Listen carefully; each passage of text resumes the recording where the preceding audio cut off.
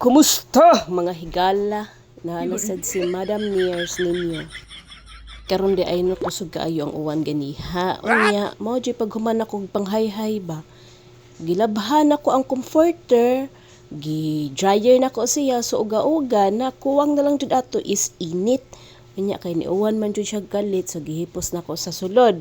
Unya, gikapoy ko, naugan ang comforter. Samtang si Madam Nears is gipamaulan sa abaga, buko-buko, hawak og ulo pero wa joy ni comfort.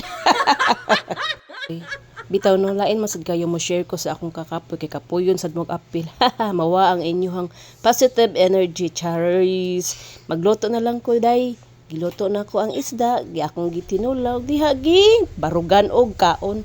Kay standing position is the position of attention. Yan, wag tang nang sapot Madam Nurse kay nakakaon naman. So mga unta ninyo guys, maayong gabi sa tanan unta. Wa mo diha gi duka. Bye-bye.